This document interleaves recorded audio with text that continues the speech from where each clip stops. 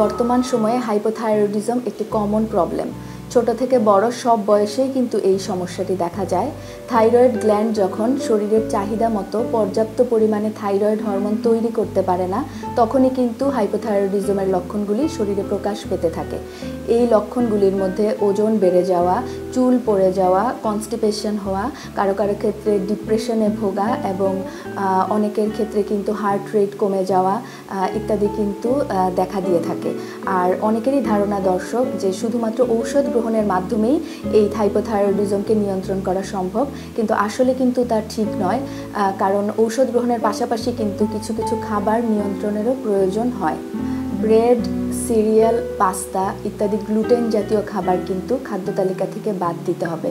তাছাড়া সয়া জাতীয় খাবার যেমন সয়া মিল্ক, টোফু ইত্যাদিও কিন্তু নিয়ন্ত্রণে রেখে আমাদের খেতে হবে। তাছাড়া শরীরে উত্তেজনা সৃষ্টি করে যেমন চা, কফি, গ্রিন টি ইত্যাদির খাবারও কিন্তু ইত্যাদি পানীয়ও কিন্তু আমরা বেশি পরিমাণে খেতে পারবো না, কারণ চা গাছের পাতা কিন্তু মাটি থেকে প্রচুর পরিমাণে ফ্লোরাইড শোষণ করে, যা কিন্তু আপনার হাইপোথাইরয়েডিজমের লক্ষণগুলিকে বাড়িয়ে দিতে পারে। তাই অনেকেই কিন্তু যারা বাড়তি ওজন আছে তারা কিন্তু প্রচুর পরিমাণে গ্রিন টি পান করে থাকেন। তবে আমি বলবো যাদের এই গ্রিন টি পান করার অনেক বেশি অভ্যাস আছে তারা কিন্তু অবশ্যই এ ব্যাপারে সচেতন হবেন। প্রতিদিনের খাদ্য তালিকায় আপনি প্রচুর পরিমাণে আঁশ জাতীয় খাবার অন্তর্ভুক্ত করতে পারেন, কারণ যারা হাইপোথাইরয়েডিজমে আক্রান্ত তাদের কিন্তু ডাইজেশন এবং কনস্টিপেশনের সমস্যা থাকে।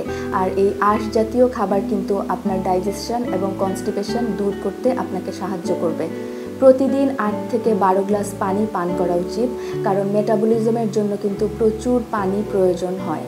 হাইপোথাইরয়েডিজমের কারণে যেহেতু প্রচুর পরিমাণে ওজন বাড়ে, তাই দর্শক অবশ্যই আপনার প্রতিদিনের ডেইলি অ্যাক্টিভিটি একটু বাড়াতে হবে এবং সেই সাথে কিছু পরিমাণ এক্সারসাইজ করতে পারেন প্রতিদিন। তাহলেই কিন্তু আপনি আপনার ওজনটাকে একটু নিয়ন্ত্রণ করতে পারবেন। প্রতিদিন অন্তত 30 মিনিট ফ্রি হ্যান্ড এক্সারসাইজ করতে পারেন। কিছু স্পেসিফিক ফুড আছে যা কিন্তু থাইরয়েড ফাংশনে ইন্টারফেয়ার করে, যেমন ভেজিটেবলসের মধ্যে ব্রকলি, বাঁধাকপি, ফুলকপি, শালগম, বেগুন, পালং শাক ইত্যাদি, এবং ফ্রুটসের মধ্যে যেমন স্ট্রবেরি, পিচ, পিয়ার্স, গ্রেপস ইত্যাদি কিন্তু খুব বেশি পরিমাণে খাওয়া যাবে না। তাছাড়া artificial sweetener, soya sauce, mayonnaise ইত্যাদিও কিন্তু খুব বেশি পরিমাণে খাওয়া যাবে না।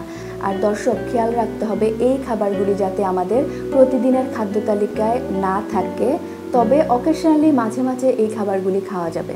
তাই যারা হাইপোথাইরয়েডিজমের সমস্যায় ভুগছেন তাদের উদ্দেশ্যে আমি বলবো অবশ্যই ঔষধ গ্রহণের পাশাপাশি কিন্তু খাবার নিয়ন্ত্রণের দিকেও খেয়াল রাখবেন, তাহলেই কিন্তু আপনি এই হাইপোথাইরয়েডিজমের সমস্যাকে নিয়ন্ত্রণ করতে পারবেন।